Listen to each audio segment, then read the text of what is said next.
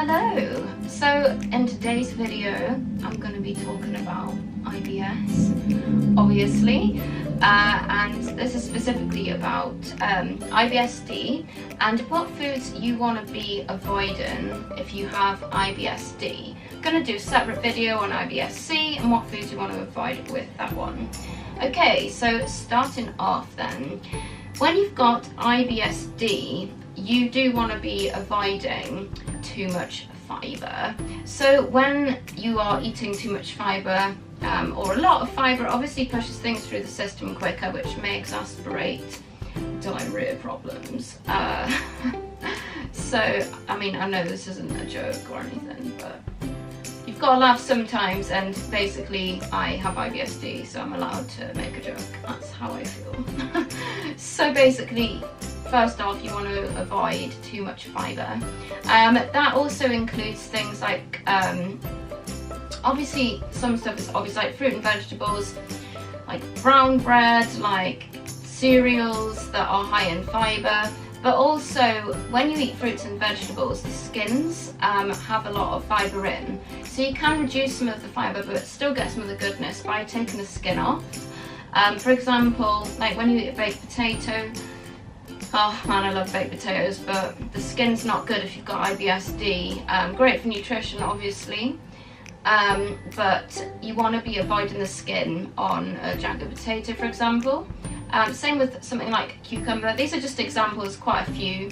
If you want a more in-depth video, just let me know on all of the different fibres and fruits and veggies you want to avoid.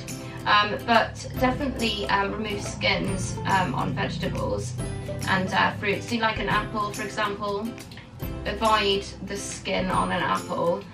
You know, it's pretty straightforward, to be honest, but if you can remove a skin off of a vegetable or a fruit, then definitely I would advise that. So another food you want to avoid with IBS is drinks that include chocolate, caffeine, fructose, sorbitol and alcohol. So number 3 on the list is carbonated drinks. They're not very good for, well, you know, fizzy drinks aren't really very healthy anyway, but especially for IBS, you might find that it'll give you more gas, therefore giving you a bit more pain. For me personally, like if I drink a Coke, what? Sucks. I love a bit of Coke. You know what I mean. I definitely love the drink Coke. Now I'm digging a hole. But literally I can drink, like, if I have a can of Coke, even one of those really tiny ones, I guarantee within a few hours I'll be like in the loo, you know. So definitely avoid caffeinated and fizzy drinks. Okay, and number 4 on the list, pretty obvious, is fried and fatty foods. Some of these obviously you're going to know about anyway, but definitely avoid fried, fatty foods and processed foods as well. And the next one on the list is dairy products. So you want to be trying to find an alternative, you know, try and avoid milk, definitely. And obviously cheese and stuff, but you know, we have milk in coffees, teas, cereal. It's probably one of the dairy products most people consume the most. Now, one of the reasons it's not good for people with IBS is because it contains the milk sugar lactose. This is also known as lactose intolerance, and it's very common with people who have IBS, me included, obviously. Oh, honestly, like all of these, I'm terrible. Like everything on this list is just like a no for me. By the way, this is like a general, like from research. It's not just my personal opinion on what I think is bad for my IBS. This is what's been found, and I definitely agree with a lot of these. Okay, so the next one, foods with wheat. For people that are allergic to wheat or do have a sensitivity to it, again, very, very common with IBS, and actually seems to be something that's growing, is wheat intolerance. Commonly, people with IBS do have a real big sensitivity to gluten, so I would definitely advise trying to cut down on wheat and gluten if you're really suffering with your IBS. I have cut gluten and wheat out twice in my life so far, and what I do find is if I take a break from it and I start to reintroduce it, This is me personally, obviously, but I seem to be able to handle it better. Not in big amounts, I can only have a small amount, but definitely try removing it and replacing it with like gluten-free options, and see how you get on. You might find it really helps. It really helped me. So that is everything on the IBSD list of foods to avoid. Now, I would like to mention I am not a doctor.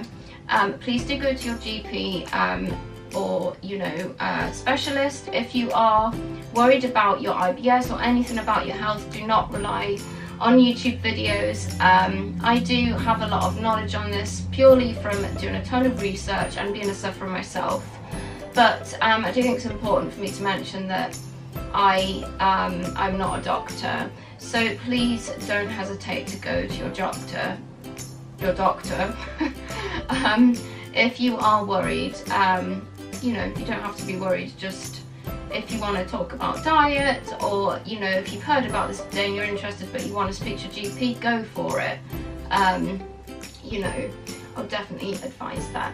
So I do hope that today's video has been helpful to some of you at least. I make a ton of videos for IBS sufferers and also endometriosis. I suffer with both conditions. And so if I can help some of you, then I feel like that's only a good thing. I have a ton of other videos on IBS and endometriosis, often two go hand in hand. For women, obviously men can't get endometriosis. But I do want to help you with the information that I'm giving you in these videos, so do check out my channel. It also really helps me to build my channel as well. I really do enjoy interacting with you, and I like to know that I'm helping some of you as well. So do subscribe if you enjoy my content, or if you found this helpful, please do drop a comment with any video requests, or if you've enjoyed it, let me know below. And please do give this video a thumbs up. My name is Samantha, and I will see you next time.